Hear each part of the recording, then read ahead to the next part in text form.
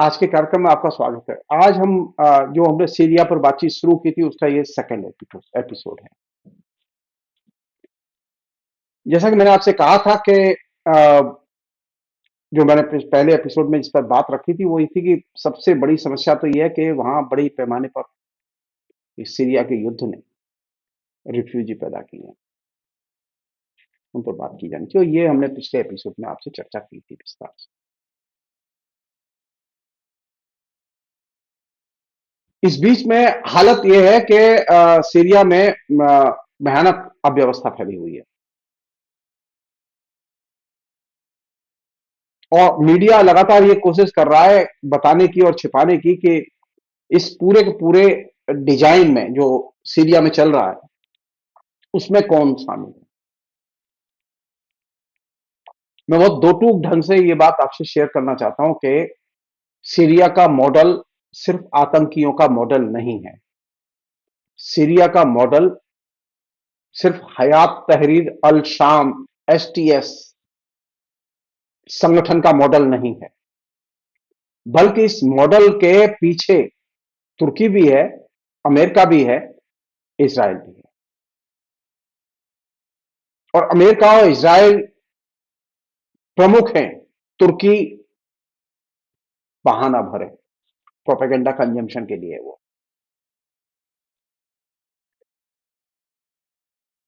आप यहां से देखिए कि जो ही ये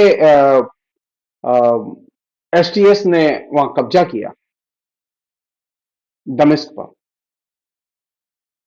इसराइल ने तत्काल जो गोलान हाइट के जो पर्वत थे, इलाके थे, जो बंजर इलाके थे, सूने इलाके थे, उन सूने इलाकों में कब्जा कर लिया। क्या जरूरत है एक देश में उथल पुथल मच रही है, वहां से तो कोई हमला नहीं हो रहा था इसराइल पर। वहां से तो किसी ने चुनौती नहीं दी इसराइल को। इसराइल ने अपने इनिशिएटिव पर सीरिया के सैन्य ठिकानों पर, वायुसेना के अड्डों पर, तमाम किस्म की सेना की छावनियों पर हमले कर दिए और बड़े पैमाने पर नुकसान पहुंचाया। गोलान हाइट्स के तो इलाके उन्होंने अपने कब्जे में ही ले लिए और यह सब काम किया गया इसराइल को सुरक्षा देने के नाम पर कि इसराइल अपनी सुरक्षा के लिए कर रहा है, क्यों कहीं ऐसा ना हो कि सीरिया के जो जनसंहारक हथियार हैं या खतरनाक हथियार हैं वो उग्रवादियों को मिल जाएं और ये आतंकी जो लोग हैं ये इसराइल पर हमला कर दें। और ये एकदम फेक प्रोपेगेंडा है कि वे हमला कर देंगे। अब वेट कीजिए,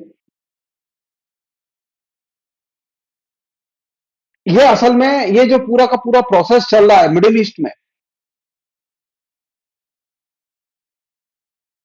ये मिडिल ईस्ट के जो इस्लामिक देश है उनको एकदम उजाड़ने की मुहिम चल रही है अमेरिका की तरफ से। इस क्रम में वो पहले इराक को नष्ट कर चुके हैं। कैसे नेशन स्टेट को नष्ट किया जाए, क्लासिक केस है। कैसे नेशन स्टेट को नष्ट किया जाए, लीबिया, क्लासिक केस है। कैसे नेशन स्टेट को नष्ट किया जाए, यमन, क्लासिक केस है। सो पूरे मिडिल ईस्ट के लिए एक नया मॉडल अमेरिका ने अडॉप्ट किया है कि इन पूरे के पूरे मुस्लिम देशों को किसी न किसी तरह से अव्यवस्था, अराजकता, आतंकी ग्रुपों के हवाले किया जाए और इनके जो राष्ट्र राज्य की जो इनकी संप्रभु राष्ट्र की जो छवि है उसे नष्ट किया जाए और यहां के जो संसाधन है, खासतौर पर तेल और दूसरे प्राकृतिक संसाधन है, उन पर कब्जा किया जाए। ये बुनियादी लक्ष्य है और इसराइल का विस्तार ये वो मॉडल है जिसके तहत सीरिया के सैन्य ठिकानों पर हमले किए इसराइल ने।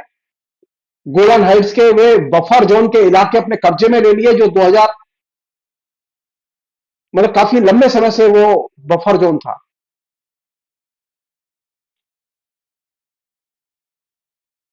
एक और चीज है, बहुत ही इंटरेस्टिंग चीज है ये, वो ये कि इजराइल के हमले तो हुए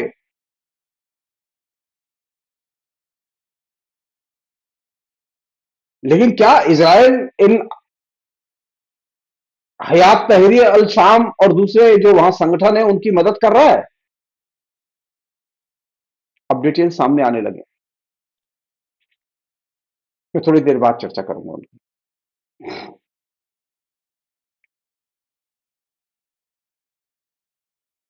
पहला प्रश्न यह है कि ये जो सीरिया के राष्ट्रपति थे असद, वो सीरिया से भाग के जाने में सफल कैसे हो गए? वो भाग के गए क्यों? क्या वजह थी? रूस ने क्यों नहीं प्रतिरोध किया और रोका इन आतंकियों को?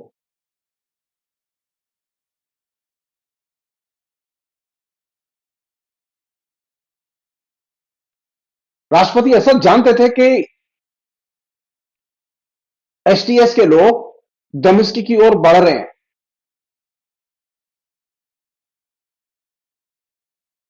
तो सीरिया की सेना ने प्रतिरोध क्यों नहीं किया उसका?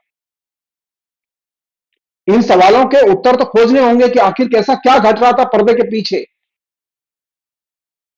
कि राष्ट्रपति असद सकुशल चले गए,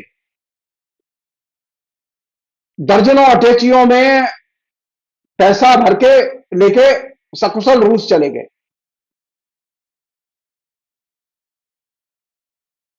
और वहां की जो सीरिया की सेना थी उसने भी प्रतिरोध नहीं किया। यहां तक कि अब इजराइल ने हमला किया सीरिया में सेना के ठिकानों पर, उसका भी प्रतिरोध नहीं किया।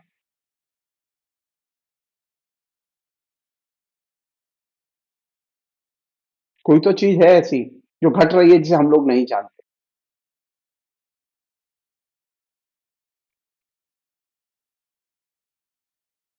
सीरिया की सेना आतंकियों से लड़ना नहीं चाहती, सीरिया की सेना इजराइल के हमलों का उत्तर नहीं देना चाहती।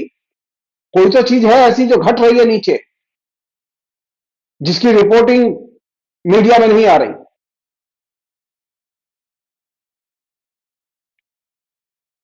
कोई अलिखित समझौता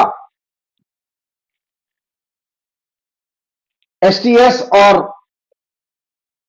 ईरान, रूस और राष्ट्रपति असद, इन चारों के बीच हुआ है। जाहिर है उसमें तुर्की रहा होगा,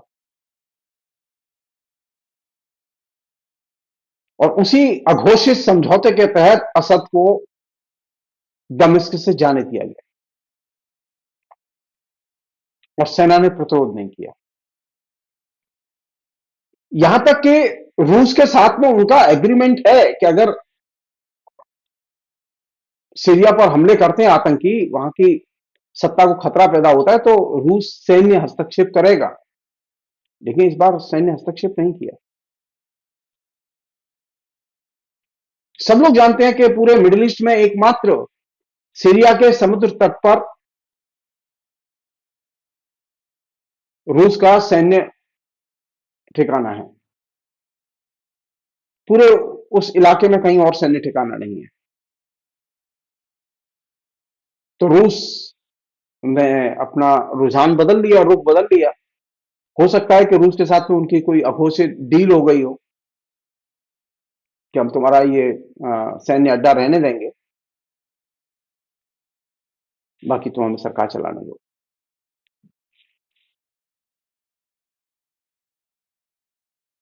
और जैसा कि आप लोग जानते ही हैं कि अफगानिस्तान में तालिबान के साथ में रूस की वर्किंग रिलेशनशिप बन गई। तालिबान जिस समय अफगानिस्तान में आए थे, रूस की एम्बेसी बंद नहीं हुई थी। तमाम एम्बेसी बंद हो गई थी, रूस की एम्बेसी बंद नहीं हुई। तो ये एक नया फिनोमेना है कि व्लादिमीर पुतिन वो आतंकियों के साथ में, जो घोषित आतंकी हैं, उनके साथ में एक working relationship, political relationship develop कर रहे हैं।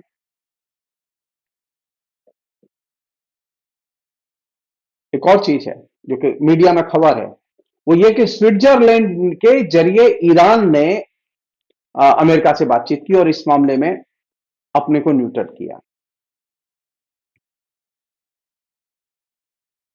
और यही वजह थी कि ये दोनों, इधर रूस और इधर ईरान, ये दोनों इस पर एक मत हुए कि सीरिया में अशांति खत्म की जाए और ये जो आ रहे हैं इन्हें आने दो, एसटीएस के लोग, जिससे कम से कम सीरिया में स्थिरता आए।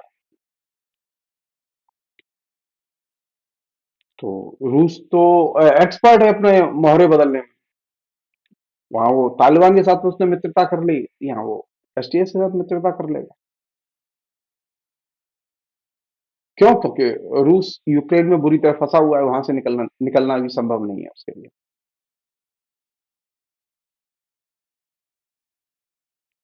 एक संदेह यह भी है, मैं एसटीएस पे अलग से एपिसोड करूंगा, मैं सिर्फ उसी पर केंद्रित होकर, उनके नेताओं पर। एक अनुमान यह भी है कि एसटीएस के जो आतंकी गिरोह हैं, उनके सरगना के ऊपर तो 10 बिलियन डॉलर का, 10 lakh billion dollar, 10 lakh million dollar का जो है, 10 लाख डॉलर का जो है वो खिताब, इनाम, वो अमेरिका ने घोषित किया हुआ है।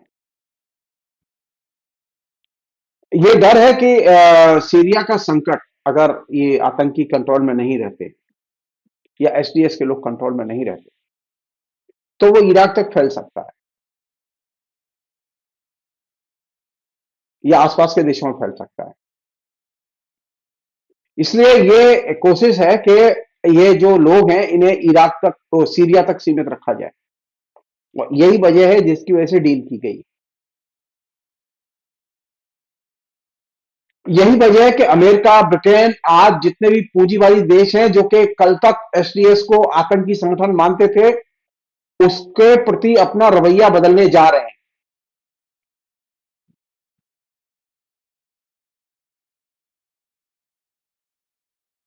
अब आप सोचिए कि जिस व्यक्ति के ऊपर 10 लाख डॉलर का इनाम है, वो व्यक्ति अब उनका दोस्त होगा और हम सब लोग समझते रहे वो आतंकवादी।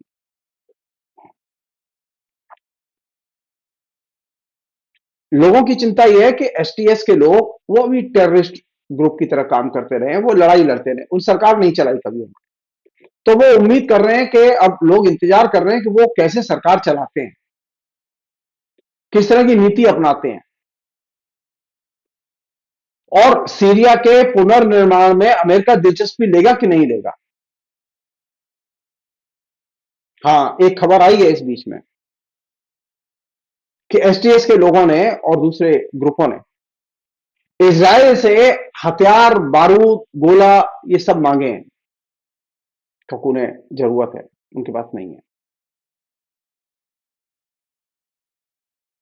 अमेरिका ने अभी अपने पत्ते नहीं खोले कि अमेरिका सीरिया का पुनर्निर्माण करने में मदद करेगा कि नहीं करेगा, लेकिन तेल के कुएं उसकी नजर में है और वहां से तेल के कुओं की लूटपाट शुरू हो चुकी है, जो कि मैंने पिछले एपिसोड में आपको बताया था। एसटीएस के प्रति ये भी लोगों का नजर लगी हुई है कि वे अल्पसंख्यकों के हितों की रक्षा कैसे करते हैं, अल्पसंख्यकों को कैसे देखते हैं, क्योंकि ये संभव है कि वे अपनी पहले की जो नीतियां उन्हें बदल लें। तो सरकार चलाने के लिए दूसरी तरह की नीति चाहिए। और राष्ट्रपति असद के जाने के बाद में वहां एकदम टोटल वैक्यूम हो गया है, वहां सत्ता पे कोई है नहीं।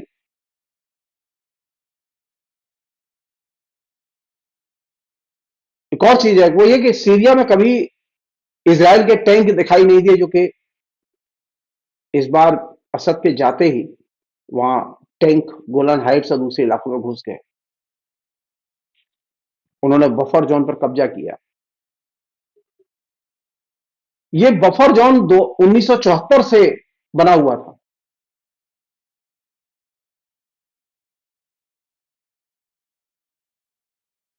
वहां नई सैन्य चौकियां बनाई है इसराइल ने, और ये सामान्य चीज नहीं है। इससे पता चलता है कि कहीं कोई अंडरटेकिंग चल रही है या हो चुकी है।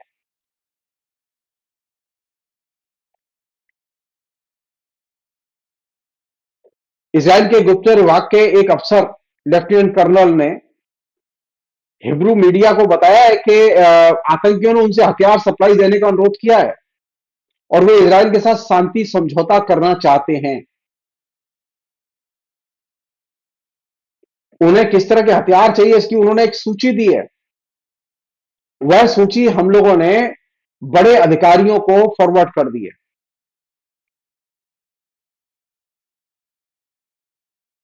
एक शर्त एसटीएस के लोगों ने लगाई है, वो ये कि वो शांति, इजराइल के साथ में शांति समझौते पर एक ही शर्त पर हस्ताक्षर करने के लिए तैयार हैं कि लेबनान उन्हें सौंप दिया जाए।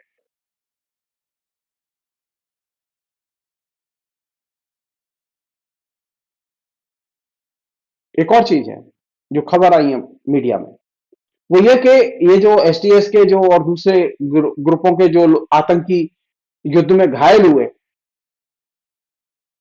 उन सबके इलाज कहां चल रहे हैं? इजराइल के अस्पतालों में। इजराइल के डॉक्टर उनकी देखभाल कर रहे हैं।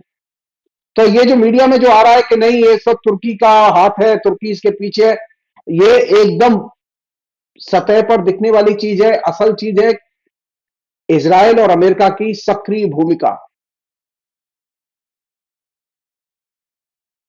सब लोग जानते हैं इस बात को कि एसडीएस के लोगों ने अलकायदा से अपना संबंध तोड़ दिया, आईएस से अपना संबंध तोड़ दिया। वो उनके साथ नहीं है, उनकी नीतियों से वो सहमत नहीं है। और यही वजह है कि इनके प्रति इजराइल की सहानुभूति है, या इजराइल के प्रति उनकी सहानुभूति है। और 100% का प्रश्न वो ये कि एसडीएस क्या आतंकी मार्ग छोड़ देगा?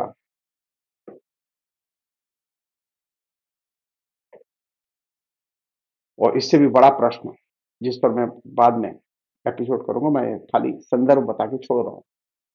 ये जितना भी बवाल पैदा हुआ है मिडिल ईस्ट में, ये सारा का सारा बवाल पैदा हुआ है अरब स्प्रिंग या अरब के महान, इजिप्ट के महान जन आंदोलन के बाद। पूरा मिडिल ईस्ट टेररिस्ट ग्रोहों की प्रयोगशाला बना दिया गया। लोग सोच रहे थे मिडिल ईस्ट में जनतांत्रिक ज्वार आया है,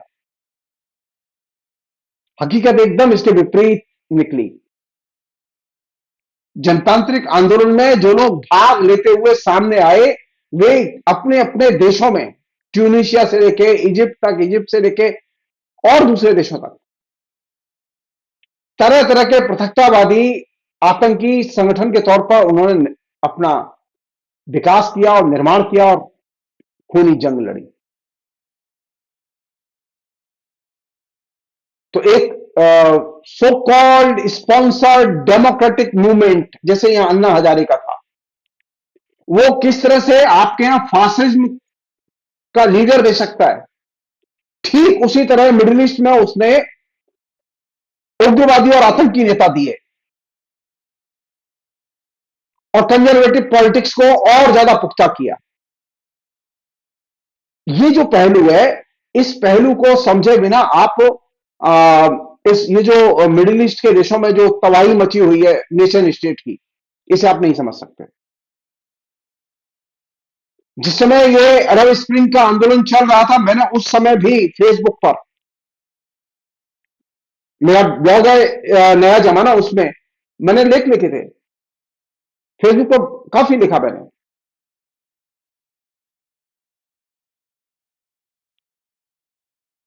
सो ये जो सो कॉल्ड अरब का महान जन आंदोलन जो अरब स्प्रिंग के नाम से जाना जाता है, वो अरब स्प्रिंग के गर्भ से पैदा हुए ये तमाम किस्म के टेररिस्ट ऑर्गेनाइजेशन है जो कि मिडिल ईस्ट में काम कर रहे हैं। ये जो स्पॉन्सर्ड जन आंदोलन जैसे भारत में शुरू हुआ अन्ना हजारे के नेतृत्व में, और उसके गर्भ से फासिस्ट पॉलिटिक्स पैदा हुई, ये वो ग्रांड डिजाइन है जो कि अमेरिका ने बनाया कोल्ड वॉर की पॉलिटिक्स के तहत। ज्यादातर लोग इसकी चर्चा नहीं करते, हम इसकी चर्चा इस सीरीज में जरूर करेंगे। फिलहाल इतना ही। बहुत बहुत शुक्रिया, थैंक यू।